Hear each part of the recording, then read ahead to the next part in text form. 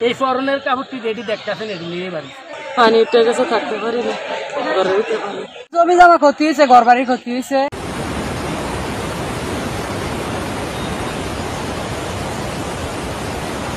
ভারী বর্ষণ ও উজানের ঢলে ফেনীর মোহরী, কহুয়া ও সিলোনিয়া নদীর বন্যা নিয়ন্ত্রণ বাঁধের অন্তত 14টি স্থানে ভাঙন দেখা দিয়েছে। এতে ফুলগাজী ও পরশুরাম উপজেলার অন্তত 40টি গ্রাম প্লাবিত হয়েছে। ফলে পানিবন্দী হয়ে পড়েছেন লাখ লাখ মানুষ। এসব এলাকায় আর একটুও শুকনো জায়গা অবশিষ্ট নেই। ফলে মৃত মানুষের লাশ নিয়ে চরম বিপাকে পড়েছে স্থানীয়রা। উপায় না পেয়ে কেউ মৃতদেহ নৌকায় করে নিয়ে যাচ্ছেন অন্য এলাকায়। সব মিলে এই মুহূর্তে ফেনীর অবস্থা কতটা ভয়াবহ, কেমন আছে পার্শ্ববর্তী নোয়াখালী লক্ষ্মীপুরবাসী, চলুন বিস্তারিত জেনে নেওয়া যাক। টানা ভারী বৃষ্টিপাত ও ভারতের উজানের পানির চাপে ফেনীর মোহরী, কহুয়া ও সিলোনিয়া নদীর বন্যা নিয়ন্ত্রণ বাঁধের অন্তত 14টি স্থানে ভাঙন দেখা দিয়েছে। তলিয়ে গেছে গুরুত্বপূর্ণ সড়কগুলো, ব্যাহত হচ্ছে যানবাহন চলাচল। স্থানীয় প্রশাসন ও পানি উন্নয়ন বোর্ড সূত্রে জানা গেছে, মঙ্গলবার দিবাগত রাত 1:30 পর্যন্ত নতুন নতুন এলাকা প্লাবিত হতে থাকে। বাঁধ ভেঙে যাওয়ায় মুহূর্তে লোকালয়ে পানি ঢুকে পড়ে। পরশুরাম উপজেলার জঙ্গলঘোনায় 2টি, অলকা গ্রামে 3টি, শালধর এলাকায় 1টি, গদানগর ও সাতকুচিয়ায় 3টি এবং বেড়াবাড়িয়ায় 1টি বাঁধ ভেঙেছে। ফুলগাজী উপজেলার উত্তর শ্রীপুর, দেড়পাড়া ও দৌলতপুরে 4টি স্থান ভেঙে গেছে। মধ্যম ধনিকুণ্ডা এলাকার নাহিদা সুলতানা বলেন, সন্ধ্যার পর ঘরে পানি ঢুকতে শুরু করে। কিছু জিনিসপত্র নিয়ে ছাদে উঠে আশ্রয় নেই। গেল বছর সবকিছু পানিতে নষ্ট হয়েছিল, এবারও একই দুর্ভোগ। রফিকুল ইসলাম নামে অপর এক বাসিন্দা ক্ষোভ প্রকাশ করে বলেন, পানি উন্নয়ন বোর্ডের গাফিলতিতে বল্লা মুখাবাদ সময়মতো মেরামত হয়নি। প্রতি বছরই কিছু মানুষের দায়সারা কাজের কারণে হাজারো মানুষ ভোগে। পরশুরাম উপজেলা নির্বাহী কর্মকর্তা ইউএনও আরিফুর রহমান বলেন, ভাঙ্গনের কারণে নতুন নতুন এলাকা প্লাবিত হচ্ছে। মানুষজন এখনও আশ্রয় কেন্দ্রে আসতে চাইছে না। মাঠ পর্যায়ে আমরা পরিস্থিতি পর্যবেক্ষণ করছি।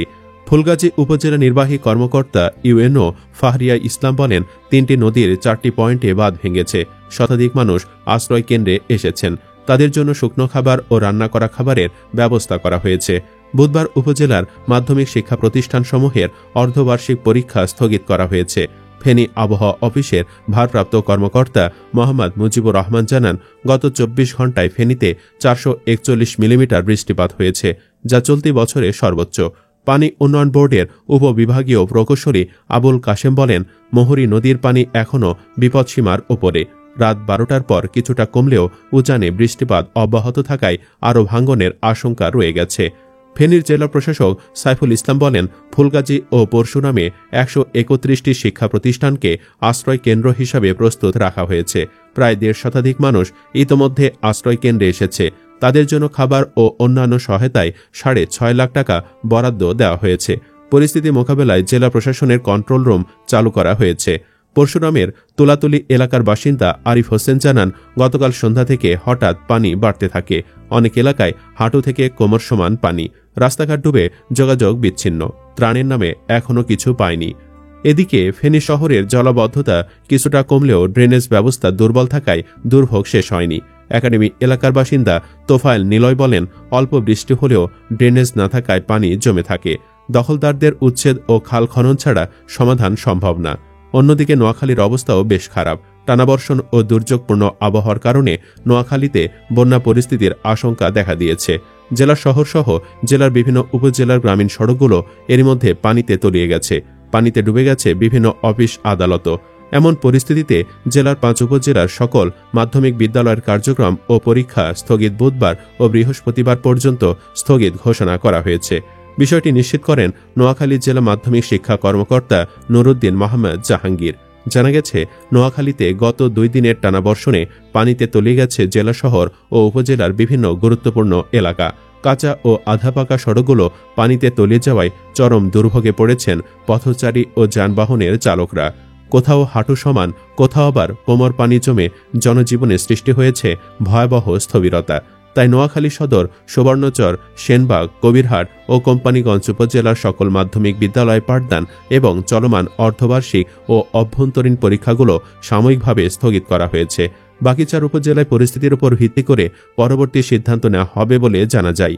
নোয়াখালী সদর উপজেলার মাইজদি হাউজিং এলাকার সিয়াম নামে এক বাসিন্দা বলেন, টানা বৃষ্টিপাতে পুরো জেলার বিভিন্ন স্থানে জলাবদ্ধতা সৃষ্টি হয়েছে এবং বেশ কিছু নিম্নাঞ্চল প্লাবিত হয়েছে। ফলে শিক্ষার্থীদের বিদ্যালয়ে যাতায়াতে চরম দুর্ভোগ দেখা দিয়েছে। গুরুত্বপূর্ণ কাজ ছাড়া কেউ বাসা থেকে বের হতে পারছে না। সারাদিনের বৃষ্টিতে শহরবাসী অনেকটা গৃহবন্দী হয়ে পড়েছে। শহরতলির বিভিন্ন এলাকায় চারপাশে পানি জমায় অনেক পরিবার পানিবন্দী হয়ে গেছেন। সদর উপজেলার আন্ডারচর ইউনিয়নের বাসিন্দা নজরুল ইসলাম দেলোয়ার বলেন, অপরিকল্পিতভাবে খাল ভরাট ও বসত বাড়ি নির্মাণ, রাস্তাঘাটের করুণ অবস্থা এবং ড্রেনেজ ব্যবস্থার অভাবে বর্ষার পানি নিষ্কাশন হচ্ছে না। ফলে স্কুল পড়ুয়া শিক্ষার্থী, কৃষক, দিনমজুর, ব্যবসায়ী সহ সর্বস্তরের মানুষ চরম কষ্টে দিন কাটাচ্ছেন। গ্রামাঞ্চলের সড়কগুলো অধিকাংশই পানির নিচে ডুবে গেছে। অনেকের আবার বাড়িঘরেও পানি ঢুকেছে। পানিবন্দী এসব মানুষরা অনেক কষ্টে দিনাতিপাত করতে হচ্ছে। মাইজদিগোদার মসজিদ এলাকার বাসিন্দা মাহবুবুল হাসান চৌধুরী রাসেল জানান, গত বছর বন্যা হওয়ার পরও নোয়াখালীর প্রশাসন তা থেকে কোনো শিক্ষা নেয়নি। 1 বছর হাতে সময় পেয়েও তাকেও কাজে লাগায়নি। এই 1 বছরে যদি নোয়াখালীর অবৈধ স্থাপনা উচ্ছেদ করা যেত, ড্রেনেজ সিস্টেমগুলো যদি সচল করা যেত, তাহলে হয়তো এত অল্প সময়ের মধ্যে আবারও বন্যার মুখোমুখি আমাদের হতে হতো না। গত বছর বন্যায় নোয়াখালী শহরের ব্যবসায়ীরা ক্ষতিগ্রস্ত হয়েছে। বছর না ফিরতেই আবারও তারা ক্ষতির মুখে পড়তে যাচ্ছে। স্থানীয়দের মনে আতঙ্ক দেখা দিয়েছে। নোয়াখালীর জেলা প্রশাসক খন্দকার ইশতাক আহমেদ জানান, 1 বছর না ফিরতেই আবারও বন্যার কবলে পড়তে যাচ্ছেন নোয়াখালীর মানুষ। বিষয়টি নিয়ে আমরা সবাই খুবই উদ্বিগ্ন। জেলা প্রশাসনের পক্ষ থেকে আমরা বন্যা থেকে বাঁচার জন্য বিভিন্ন ব্যবস্থা নিয়েছি। অনেকগুলো অবৈধ স্থাপনা উচ্ছেদ করেছি, কিন্তু অবৈধ স্থাপনাগুলা আমরা উচ্ছেদ করে আসার পরপরই আবারও স্থানীয়রা সেগুলো দখলে নিয়ে যায়। একটি অবৈধ স্থাপনা একাধিকবার উচ্ছেদ করেও কার্যত কোনো ফল পাওয়া যাচ্ছে না। যতক্ষণ পর্যন্ত স্থানীয়রা সচেতন না হবে, ততক্ষণ পর্যন্ত প্রশাসন যত উচ্ছেদ অভিযানই করুক, এর সুফল আসবে না। আমরা চাই স্থানীয় জনগণ আমাদের সহযোগিতা করুক। অবৈধ স্থাপনাগুলো উচ্ছেদে আমাদের কার্যক্রম চলমান রয়েছে। পাশাপাশি বন্যার যাবতীয় প্রস্তুতি নেওয়ার জন্য আমি সংশ্লিষ্ট ডিপার্টমেন্টগুলোকে নির্দেশ দিয়েছি।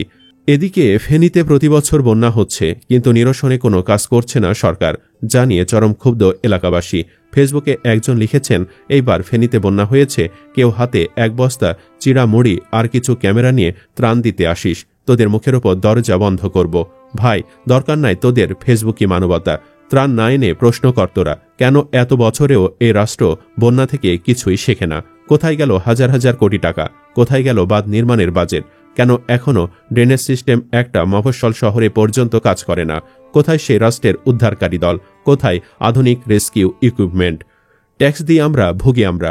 কেন সরকার, প্রশাসন, জনপ্রতিনিধি এদের কাছে কোনো জবাবদিহিতা চাস না? কেন এ রাষ্ট্রের উন্নয়ন মানে শুধু ব্রিজ, টানেল, ফ্লাইওভার আর বিলবোর্ড? কেন আমাদের বাঁচার অধিকার বারবার তোদের ত্রাণের করুণার কাছে বিক্রি হয়? তোদের ত্রাণের চেয়ে, তোদের চেহারার চেয়ে আমাদের অধিকার অনেক বড়। আমাদের রক্ত ঘামে চলে বাজেট, আর সেই বাজেট দিয়ে বানানো হয় বন্যা কবলিত শয়তানি সিস্টেম। পারলে এই ব্যর্থ, দুর্নীতিগ্রস্ত, অযোগ্য সিস্টেমকে চ্যালেঞ্জ কর। না পারলে চুপচাপ থাকো, আমাদের সম্মান নিয়ে খেলো না। আমরা বাঁচতে চাই ভিখারি হয়ে নয়, নাগরিক হয়ে। সুপ্রিয় দর্শক, প্রতি বছরের এই বন্যার জন্য আপনি কি সরকারকে দায়ী করেন? কমেন্ট বক্সে জানিয়ে দিন আপনার মতামত। ভিডিও ভালো লাগলে লাইক দিন এবং শেয়ার করুন, আর অবশ্যই চ্যানেলটি সাবস্ক্রাইব করুন। ধন্যবাদ।